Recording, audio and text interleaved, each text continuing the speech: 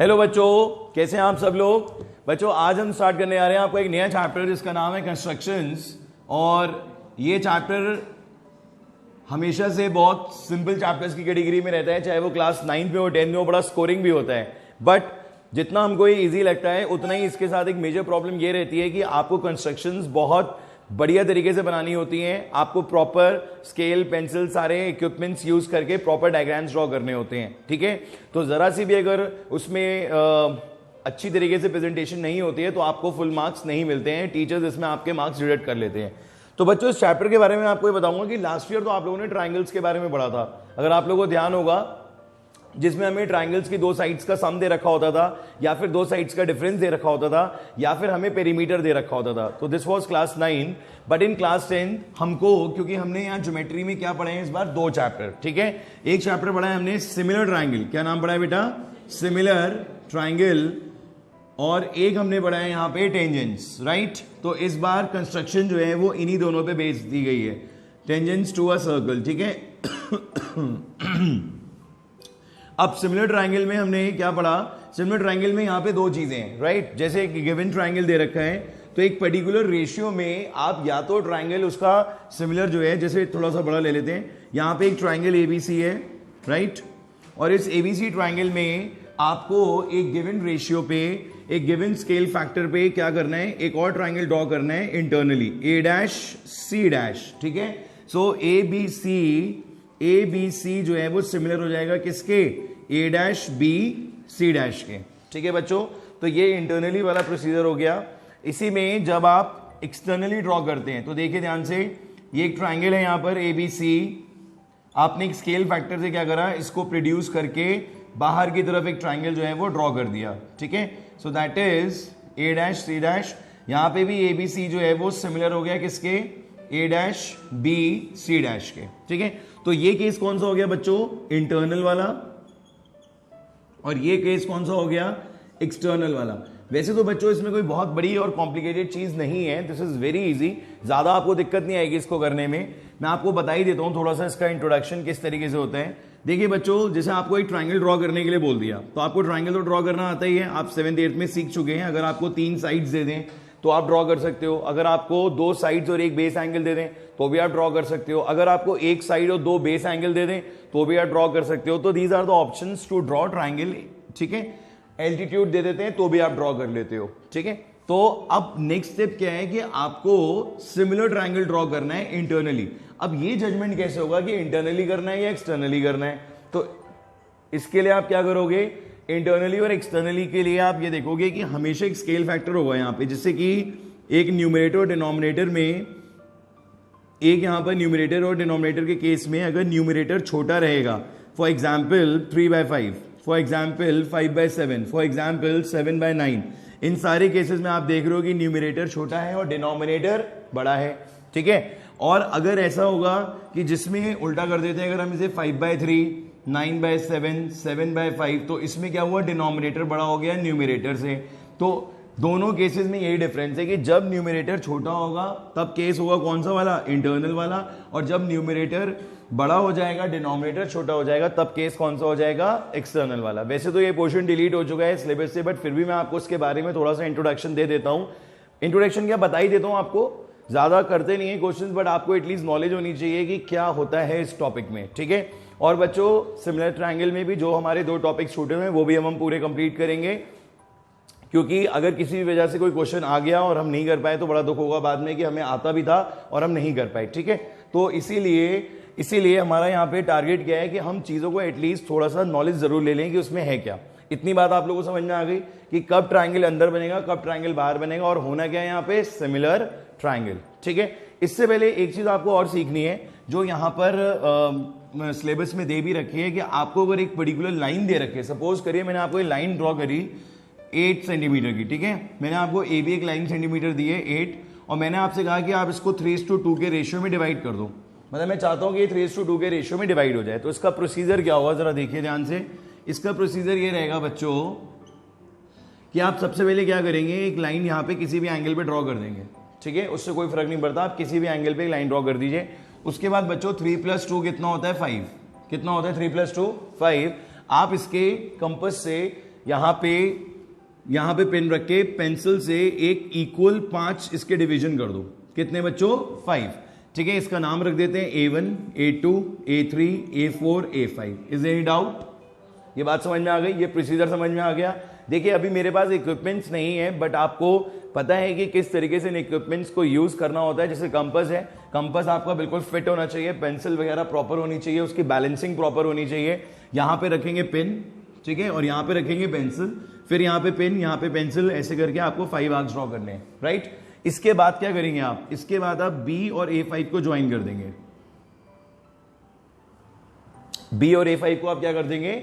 Join कर देंगे। और ज्वाइन करने के बाद का स्टेप क्या होगा, जरा ध्यान से देखिएगा, क्योंकि यही नई चीज आपको सीखनी है, तो इसको जरा ध्यान से देखिए। आपको एक लाइन ड्रॉ करनी है 3 से, आपको एक लाइन ड्रॉ करनी है A3 से, जो पैरेलल जाए किसके? BA5 के। मतलब you have to draw parallel line. किसके पैरेलल ड्रॉ करनी है? BA5 के। क्या नाम है साइड का? BA5। तो बच्चों इसका प्रोसीजर क्या है? एज वी ऑल नो कि पैरेलल लाइंस में कॉरस्पॉन्डिंग एंगल्स इक्वल होते हैं, सबको ये बात मालूम है, ठीक है। तो हम वही फंडा यहां पे यूज करेंगे। अगर मैं इनके एंगल्स इक्वल ड्रॉ कर दूं तो लाइन जो ड्रॉ होगी वो एग्जैक्टली पैरेलल होगी। होगी या नहीं होगी? बिल्कुल होगी। अब पैरेलल लाइन कैसे ड्रॉ करनी है, प्रोसीजर जरा ध्यान से समझ लो। फिर से आपने यहां पे पेन रखी, ठीक है, और एक कंपास फिल करा, राइट। इस हिसाब से करा कि बहुत छोटा नहीं होना चाहिए, थोड़ा सा ठीक ठाक सा फिल करके एक आर्क आपने ऐसे ड्रॉ कर दिया। बोलिए बच्चों, कर लेंगे सब लोग ड्रॉ? कोई प्रॉब्लम नहीं आएगी। इधर बोर्ड पे ध्यान दीजिए, यहां पर आपने रख के ऐसे एक आर्क ड्रॉ कर दिया। Same arc, same radius, same arc same radius आपको कहां से ड्रॉ करनी है? 3 से। बात समझ में आ गई? जितना आपने ये लिया था उतना ही सेम आप 3 से लेंगे और इसको ऐसे करके ड्रॉ कर देंगे। बात समझ में आ गई सबके? इसके बाद नेक्स्ट स्टेप क्या है? मेजरमेंट का। क्या है नेक्स्ट स्टेप? मेजरमेंट का। आपको ये मेजर करना है कि ये कितना है। फिर से आपने पेन यहां रखी, ध्यान से देखिए, पेन यहां रखी और पेंसिल यहां पे आपने इस पे कट कर दी, राइट। ये आर्क आ गया हमारा, ठीक है। इस तरीके से आर्क हो गया। जितना ये आर्क था एग्जैक्टली सेम, ये देखिए, जितना ये आर्क था सेम आर्क यहां पे आपने कट कर दिया, तो ये लाइन कट हो गई, ठीक है। अब आपको क्या कर रहे हैं? इसको ज्वाइन कर देना है। तो ये पैरेलल लाइन जो है वो ड्रॉ हो जाएगी B' और आपके जो लाइन सेगमेंट है वो 3:2 के रेशियो में डिवाइड हो गई। That's it. अब कोई सेगमेंट आ जाए, कोई रेशियो आ जाए, आपको यही प्रोसीजर फॉलो करना है, इसके अलावा और कुछ भी नहीं करना है। किसी को कोई डाउट? क्लियर है? बिल्कुल सबको समझ में आ गई बात बच्चों? So this is quite easy. बस आपको ये वाला प्रोसीजर अगर आ गया है तो फिर इसमें कुछ भी नहीं है। एक बार फिर से रिपीट कर लेते हैं। एक लाइन सेगमेंट थी 8 सेंटीमीटर की, एक लाइन एक किसी भी एंगल पे आपने नीचे ड्रॉ कर दी, 3:2 था, तो टोटल कर लिया 5। टोटल क्या कर लिया? 5। और फिर हमने इसको पीछे 5 इसके डिविजन्स करे, इक्वल डिविजन्स करे, देन लास्ट वाले को इससे ज्वाइन करा दिया, ठीक है। और 3 से, ये बात समझ में आ गई कि 3 को ही लेना है। क्यों? क्योंकि 3:2 है। बात समझ में आ गई कि 3 क्यों लिया? ऐसा ना हो कि आप सोचोगे 3 कहां से आ गया, इसकी वजह से 3 आया। तो 3 से आपने जैसे एक लाइन जा रही थी, एंगल सेम लेके मेजर करके ड्रॉ कर दिया, तो आपका 3:2 में डिवाइड हो गया, ठीक है। तो बच्चों लाइन के केस में आपको सिर्फ इतना काम करना है। अब इसके बाद अगर आपको ट्राइंगल ड्रॉ करना पड़ जाता है, सिमिलर ट्राइंगल, और एक स्केल फैक्टर दे रखा होता है आपको, तो उसको कैसे हैंडल करेंगे वो भी देख लीजिए। पहले मैं आपको इंटरनली वाला सिखाऊंगा, फिर एक्सटर्नली वाला सिखा दूंगा, ठीक है। एनसीईआरटी में 7-8 क्वेश्चन है, आप कर सकते हैं, ठीक है। बच्चों हमसे कहा जा रहा है कि एक ट्राइंगल है ABC, और इस ट्राइंगल ABC के लिए आप 3:5 के स्केल फैक्टर से एक ट्राइंगल और ड्रॉ कर दो, ठीक है। ट्राइंगल थोड़ा बड़ा ले लेते हैं क्योंकि इंटरनल बनेगा। ये हमें कैसे पता चला? हमें कैसे पता लगा इंटरनल होगा? क्योंकि यहां न्यूमरेटर छोटा है डिनोमिनेटर से, तो ट्राइंगल कैसा होगा हमारा? इंटरनल होगा। बात समझ में आ गई? एक ट्राइंगल ले लीजिए, ठीक है। इसके बाद ट्राइंगल लेने के बाद अब आप क्या करेंगे? नेक्स्ट स्टेप क्या होता है हमारा? डिविजन्स का, ठीक है। तो बच्चों यहां पे कितने डिविजन्स होने चाहिए? 8 नहीं लेंगे। बात ध्यान से सुनिएगा, 8 नहीं लेंगे। पिछले क्वेश्चन में मैंने आपको सिखाया था कि अगर 3:2 है तो आप वहां पे 5 ले लो, ठीक है, लाइन के केस में। बट यहां पर ऐसा नहीं है। यहां पर आपको ये देखना है कि बड़ा कौन सा है नंबर, 3 या 5? बड़ा कौन है? 5, ठीक है। तो आपको डिविजन्स कितने करने हैं? 5। बात समझ में आ गई बच्चों? This is B1, B2, B3, B4, B5, ठीक है। अब इसके बाद जो एक कॉन्सेप्ट है वो आपको फॉलो करना होगा, इसके लिए भी और एक्सटर्नल वाले के लिए भी। वो कॉन्सेप्ट क्या है बच्चों? DJ। क्या है कॉन्सेप्ट बेटा? DJ, जिसपे हमने बहुत टाइम से डांस नहीं करा है ड्यू टू कोविड। आप सबको पता ही होगा कि आजकल ये सारी चीजें अलाउड नहीं है, but we are really missing this DJ. ठीक है, चिल्ड्रंस डे की पार्टी होने वाली है तो याद रखिएगा डीजे की जरूरत पड़ेगी हमें। तो बच्चों what is the meaning of DJ? DJ जानते हैं आप लोग क्या होता है, बताइए। What is the full form of DJ? सब लोग बोलते हैं डीजे लगाए, बड़े गाने बने हैं। क्या है डीजे वाला गाना कौन सा था बच्चों? डीजे वाले बाबू मेरा गाना लगा दे, और ये सब मैं तो भूल भी गया हूं सारे गाने आजकल। तो बच्चों डीजे की फुल फॉर्म यहां पर क्या है, जरा कान खोल के सुनिएगा। ठीक है, डीजे की फुल फॉर्म है डिनोमिनेटर ज्वाइन। क्या है बच्चों? Denominator join. क्या लॉजिक है डिनोमिनेटर ज्वाइन का? अभी लॉजिक आपको समझ में आ जाएगा। यहां पे डिनोमिनेटर में कौन है? 5। ठीक है, तो आपको इसको किससे ज्वाइन करना है? 5 से। आप कहोगे सर ये तो हमें वैसे ही समझ में आया था, इसमें डीजे वाली क्या बात थी? डीजे वाली बात आपको तब समझ में आएगी जब आप एक्सटर्नल वाला केस पढ़ोगे, तब आपको ये चीज क्लियर हो जाएगी कि in any case you have to join only the denominator one, either it is small और बिग। ठीक है, नो मैटर्स, अगर बड़ा है छोटा है उससे कोई मतलब नहीं है। You have to dance on DJ, मतलब डिनोमिनेटर आपको ज्वाइन कराना है। तो लॉजिक समझ में आ गया सबके? इसके बाद क्या होगा बच्चों, जो आपने अभी सीखा था, क्या एक आर्क ऐसे, दूसरा कहां से आएगा? 3 से। ठीक है, ये हमारा टारगेट पॉइंट है। यहां से हमने एक और आर्क ड्रॉ करा, इसको मेजर करा। बेटा देखो ऐसे मेजर करते हैं इस तरीके से, और सेम यही आर्क आपको यहां पे रखना है। ठीक है, कभी गलती नहीं होगी। और अगर ये लाइंस थोड़ी सी इधर उधर भाग रही है, इसका मतलब सही नहीं है। आपको दिखना चाहिए कि पैरेलल लाइंस आ रही हैं। दिख रही हैं यहां पे पैरेलल लाइंस? दिख रही हैं सबको? ऐसे आपको कंपास उससे बनानी है। मैंने तो डायरेक्टली बना दिया, आप उससे बनाओगे, एग्जैक्टली सेम आनी चाहिए। तो बच्चों this point is what? C dash. पर अभी बात खत्म नहीं हुई, अभी ऊपर भी जाना है, क्योंकि we have to draw triangle. यहां साइड को बाइसेक्ट नहीं करना था, सॉरी बाइसेक्ट नहीं, यहां साइड को डिवाइड नहीं करना था, यहां पे ट्रायंगल ड्रॉ करना है। तो बच्चों जो प्रोसीजर आपने नीचे करा वही सेम आप ऊपर कर लो। ठीक है, तो यहां पर एक एंगल ड्रॉ हुआ, वही सेम एंगल यहां पे ड्रॉ हुआ। आपने मेजर करके इसको कट करा, इसको कट करा, और ये भी आपने ड्रॉ कर दिया। अब देखो ये सही नहीं आया, सही करेंगे अब हम इसे। बिल्कुल ठीक नहीं आया ये, इसको प्रॉपर बनाएंगे। ये एंगल पहले ऐसे आया, फिर ये इसको हमने मेजर करा, ये ऐसे कट करा, और अब हमने इसे ज्वाइन करा तो थोड़ा ठीक आ गया है ए डैश। सो बच्चों this is the figure A B C is similar to A dash B and C dash. सबके समझ में आ गया बच्चों? डीजे वाला कॉन्सेप्ट क्लियर हो गया। चलिए अब हम एक्सटर्नल की तरफ बढ़ते हैं। एक्सटर्नल में मैं इसे उल्टा कर देता हूं 5/3। जैसे ही मैंने ऊपर 5 को देखा, 3 को नीचे देखा, मतलब न्यूमरेटर बड़ा हो गया इस बार डिनोमिनेटर से, तो हमारे माइंड में कौन सा कॉन्सेप्ट आ गया? एक्सटर्नल वाला। वैसे आपको ऐसा नहीं है कि इसको देख के कुछ एडिशनली सोचना है कि अरे एक्सटर्नल वाला कॉन्सेप्ट आ गया तो ये करना है, या इंटरनल वाला आ गया तो ये करना है, ऐसा कुछ नहीं है। वो फिगर ही ऑलरेडी एक्सटर्नल बनेगी। अभी आप देखिएगा, बस आपको ध्यान क्या रखना है? डीजे। किसका ध्यान रखना है आपको? DJ, right. तो अब हम बढ़ते हैं यहां पे ट्राइंगल एबीसी ले लेते हैं बच्चों। ऑनलाइन स्टूडेंट्स क्लियर हो रहा है आप लोगों को सब कुछ? बोर्ड विजिबल है? कोई डाउट, एनी प्रॉब्लम? क्या हो गया बेटा? हाँ बोलो स्नेहा। सर ये जो आपने दूसरी वाली आर्क ड्रॉ करी है, कौन सी पॉइंट से करी है सर? ये वाला आर्क बेटा ये तो सी से करा ना, जो यहां से ऊपर आया था ये पॉइंट आया था, यहां से ये पॉइंट आया था, फिर यहां से इसको ड्रॉ कर दिया। मतलब पहले नीचे से यहां पहुंचे, यहां से यहां पहुंचे, ये हुआ सिस्टम। और एंगल जो है ये वाला लिया। ठीक है, अब आगे समझ में? ओके चलिए देखिए भाई आगे क्या होगा। अब बच्चों यहां पर हमें एक्सटर्नल ड्रॉ करना है, बट क्यों करना है, कैसे करना है, जरा देखिए। 5/3 है। ठीक है, हमने डिविजन्स कितने करने हैं? 5। जो बड़ा होगा उतने डिविजन्स करने हैं। अगर 7/5 होता तो डिविजन्स कितने होते? 7। तो आपने 5 डिविजन्स कर दिए, 1 2 3 4 5। This is B5। ठीक है, this is B4, B3, B2 and B1। So now अब हमारा कॉन्सेप्ट फिर से आ जाएगा, कौन सा?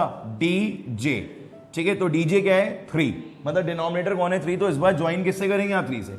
बस इसीलिए हमने यहां पर एक कॉन्सेप्ट बनाया है डीजे का, जिससे हमें हमेशा याद रहे, कोई कंफ्यूजन ना हो कि हमें 5 से ज्वाइन करना है, 3 से ज्वाइन करना है। बेसिकली होता क्या था, बहुत टाइम पहले जब तक हमने डीजे का कॉन्सेप्ट नहीं बनाया था, हम नॉर्मली बच्चों को समझाते थे कि बेटा इसमें यहां ज्वाइन करना है, उसमें वहां ज्वाइन करना है। बेटे को तो समझ में आ गया उस टाइम पे, उस टाइम तो बड़ा अच्छे से गया। जब घर जाके ड्रॉ करता था तो पजल हो जाता था, वही सोचता था यार क्या करूं, किसको बोला था, किसको ज्वाइन करना है, क्योंकि दोनों एकदम से रिवर्स है। ठीक है, तो तभी हमने एक कॉन्सेप्ट बना लिया अपना, क्या? डीजे का। अब आप भूलेंगे भी नहीं डीजे को, याद रखेंगे। डिनोमिनेटर ज्वाइन, तो यहां पर किससे ज्वाइन करेंगे आप? 3 से। Very good. अब बच्चों ऑटोमेटिकली तुम्हें बाहर जाना है क्योंकि ऊपर क्या है 5, तो अब तुम बाहर जाओगे तो इस लाइन को पहले एक्सटेंड कर दो, ठीक है।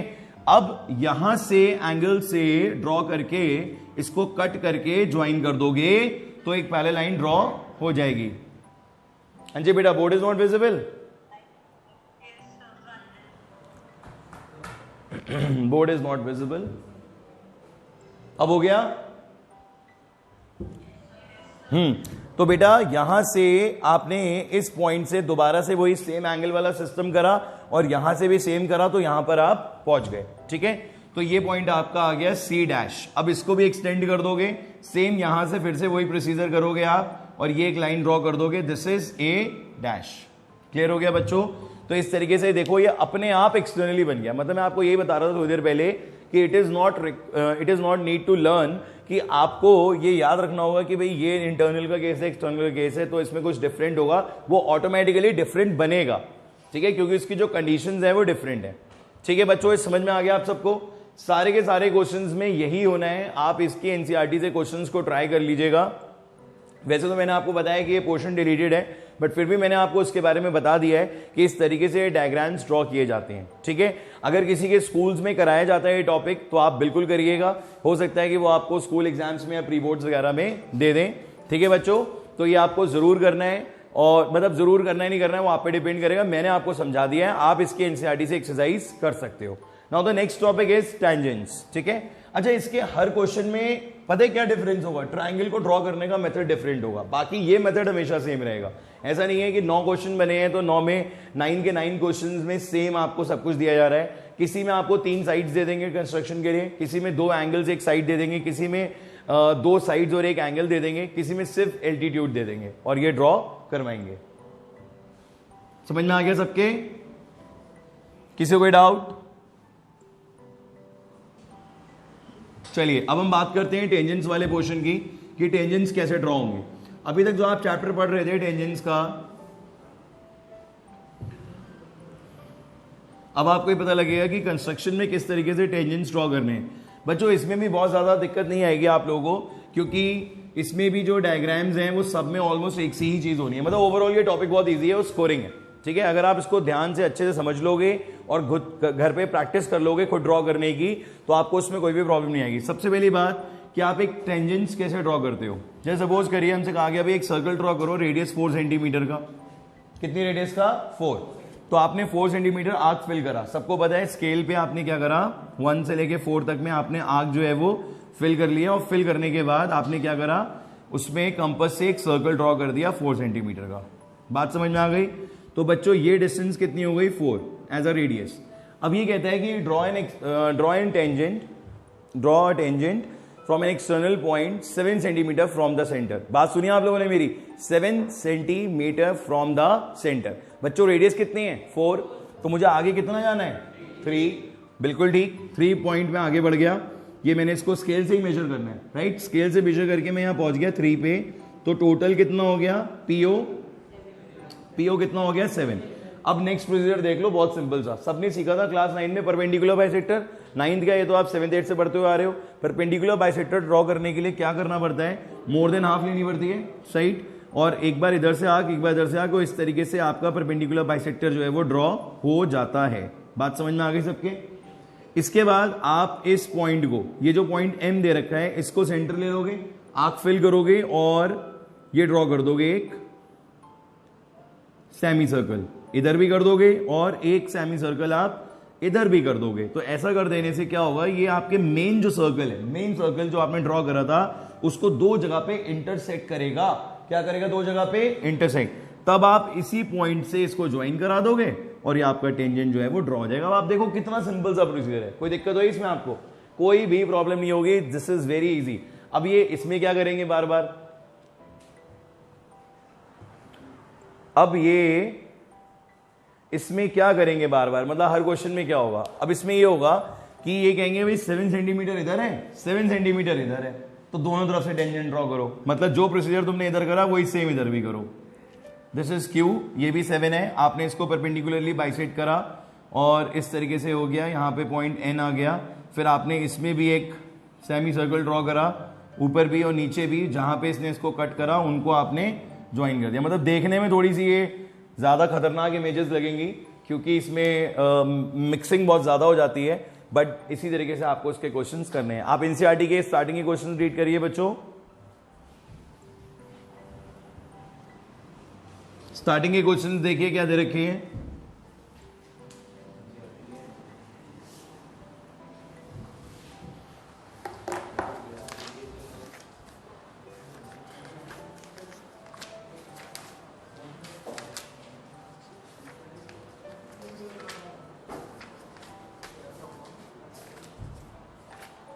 बेटा ये चैप्टर आप एनसीईआरटी से कर सकते हैं, इसमें 5 और 6-7 क्वेश्चंस हैं एनसीईआरटी के, वही कर लीजिए आप, काफी हैं। ठीक है, चलिए मैं आपको एक क्वेश्चन कराता हूं। इसमें कह रहे हैं कि आपको एक कॉन्सेंट्रिक सर्कल्स ड्रॉ करने हैं। क्या ड्रॉ करने हैं बच्चों? कॉन्सेंट्रिक सर्कल्स का मतलब ये होता है रेडियस एक की 4 सेंटीमीटर है तो दूसरे की 6 सेंटीमीटर है। ठीक है, तो आपने एक बार 4 सेंटीमीटर की रेडियस ली तो एक सर्कल ड्रॉ हो गया, फिर आपने एक 6 सेंटीमीटर की रेडियस ली तो आपका कॉन्सेंट्रिक सर्कल दूसरा भी ड्रॉ हो गया, and this is the centre. ये कह रहे हैं कि 6 सेंटीमीटर वाले से छोटे वाले पे टेंजेंट्स ड्रॉ करो। कोई प्रॉब्लम? अगर ये 4 है, ये 6 है, P Q O, ठीक है, तो बेटा आपको इस कॉन्सेंट्रिक से कोई मतलब नहीं है, आपको सिर्फ इस पॉइंट से मतलब है, राइट।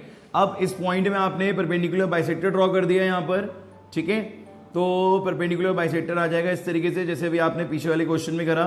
अब आप इसको ऐसे ड्रॉ कर दो इसके ऊपर, ठीक है, और इसको ज्वाइन करा दो, बस टेंजेंट ड्रॉ हो गए।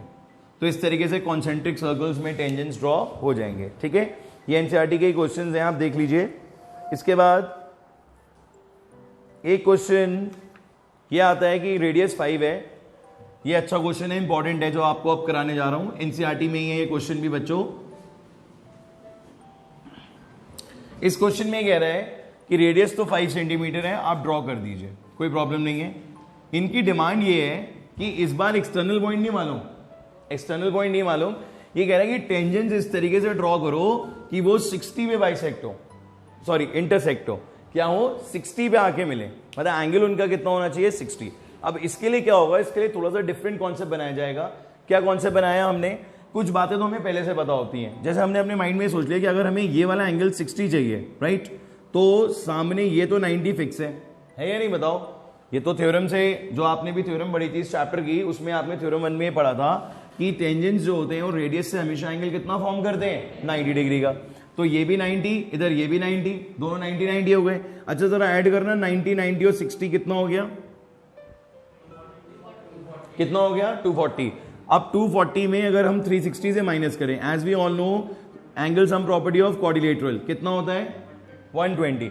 तो हमें एक बात ये पता लगी कि ये एंगल हर हालत में कितना होना चाहिए 120 डिग्री। मतलब सेंटर पे जो एंगल बनेगा रेडियस के बीच में, दो रेडियस के बीच में जो सेंटर में एंगल बनेगा वो कितना होगा 120 डिग्री।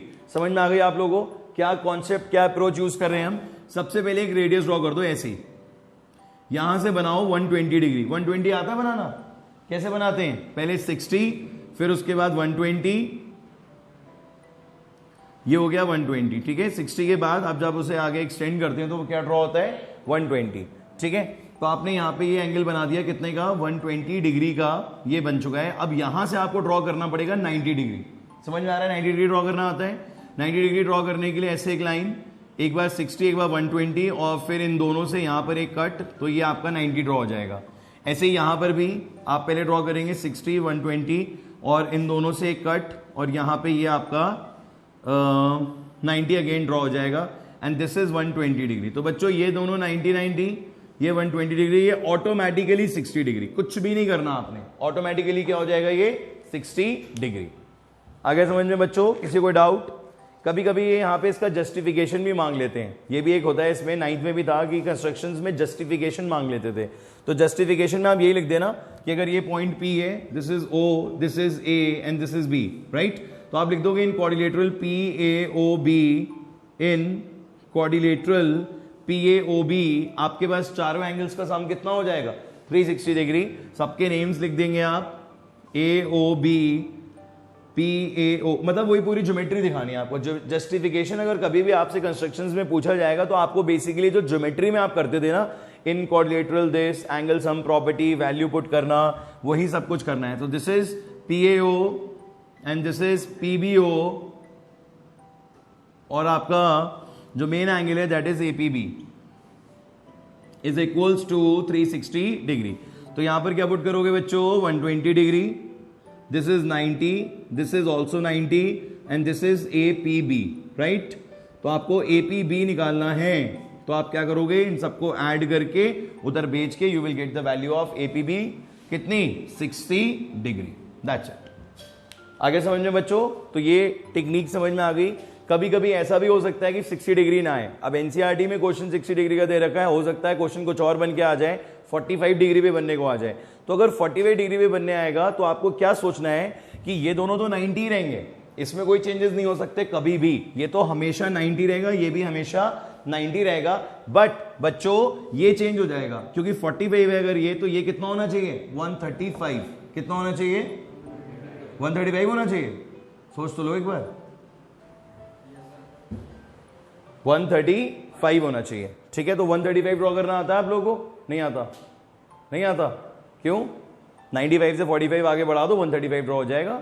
अरे देखिए 135 कैसे बनेगा, अगर ये आपका एक लाइन है और ये 90 है, राइट, तो ये 90 हो गया, तो 90 इधर भी है, तो इसका जब आप बाइसेक्टर इधर ड्रॉ करेंगे तो ये पूरा कितना हो जाएगा, 135 डिग्री। बेटा आप 10th में आ गए, आपको एंगल्स ड्रॉ करने आने चाहिए, 120, 135, 75, कुछ भी पूछा जा सकता है कभी भी, ठीक है बच्चों। तो अगर यहां पे अगर किसी ने डिफरेंट क्वेश्चन दे दिया आपको, ये 45 कर दिया, तो आपको कोई प्रॉब्लम नहीं होनी चाहिए। बोलिए बच्चों, आगे समझ में ये सब, कोई डाउट, चेतना एनी प्रॉब्लम, चेतना गंगवार एनी प्रॉब्लम,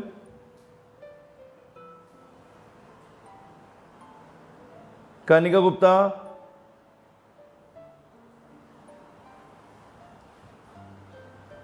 बेटा इसके बाद और भी क्वेश्चंस दे रखे हैं एनसीईआरटी में, आप देखिए कुछ क्वेश्चंस और भी हैं।